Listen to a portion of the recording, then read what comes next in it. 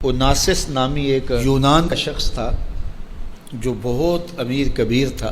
وہ نمبر لگتے ہیں نا، 8ویں نمبر پہ اور 7ویں نمبر پہ، 6 نمبر پہ دنیا کا امیر ترین شخص کون ہے. تو کسی زمانے میں وہ ان نمبروں میں تھا. تو اس کی آنکھوں کے یہ پپوٹے کام کرنا چھوڑ گئے.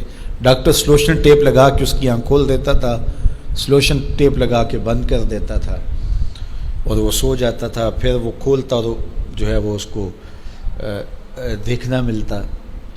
تو یہ آٹومیٹک سسٹم خراب ہو گیا. تو کسی نے اوناسس سے ایک دن پوچھا کہ تیری زندگی کی سب سے بڑی خواہش کیا ہے؟ یہ جہازوں کے بیڑے تیرے ہیں، یہ اتنے بڑے کاروبار ہیں، تا حد نظر پھیلے ہوئے بنگلے، اتنا کچھ، تو کوئی خواہش رہ گئی ہے؟ اس نے کہا ہاں، ایک میری خواہش رہ گئی ہے. تو سننے والے نے کہا کہ کیا؟ کہا کاش کہ اپنی آنکھیں اپنی مرضی سے کھول سکوں، یہ میری خواہش ہے. تو اس نے کہا کہ اگر اس کے لیے تجھے کوئی پیسے لگانے پڑے تو کتنے کو پیسے لگائے گا؟ کہا ساری دولت لگا دوں گا. کاش کہ اپنی آنکھیں تو اپنی مرضی سے کھول سکوں. تو میرے ان دوستوں میں سے کئیوں کو آج یہ احساس ہوا ہوگا کہ یہ بھی کوئی نعمت ہے. اور جو 24 گھنٹے ہمارے ساتھ ہے، تو اتنی نعمتیں ہیں ہمارے اوپر اللہ کی، اور اس کو ہم اپنے حساب سے چھوٹا یا بڑا کہہ لیتے ہیں، لیکن وہ اتنی بڑی ہیں کہ اگر وہ چھن جائیں تو پھر پتہ چلتا ہے کہ جو ہے وہ کتنی بڑی نعمت سے ہم محروم ہو گئے. وہ میرے ایک ملنے والے ہیں، ان کے منہ میں لعاب کی مقدار کم ہے، جس کو ہم نے کبھی سوچا بھی نہیں کہ یہ بھی کوئی نعمت ہے. یہ قدرتی گریس ہے جو منہ کو تر رکھتی ہے اور بولنے میں مدد ملتی ہے، اور نظام انہضام کو اس سے بہت زیادہ فائدہ پہنچتا ہے. لیکن ان کا مسئلہ کیا ہے کہ مقدار کم ہے. تو اب وہ 5-7 منٹ نہیں بول سکتے، بولیں گے تو جو ہے وہ سارا منہ خشک ہو جائے گا.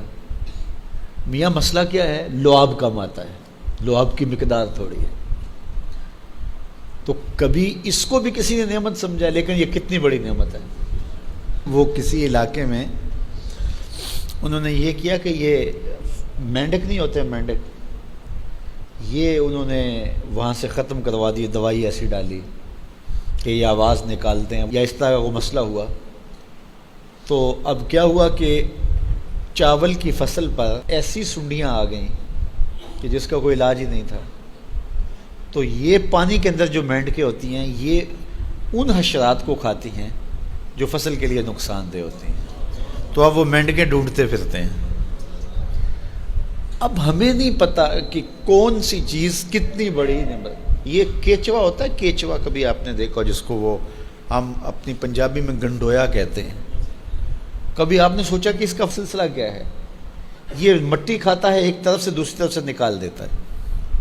اور اب ہمارے ادھر ایک ذمہ دار تھا، تو وہ بچوں کو پیسے دیتا تھا کہ وہ لے کر کے اور اپنی فصلوں میں چھوڑتا تھا.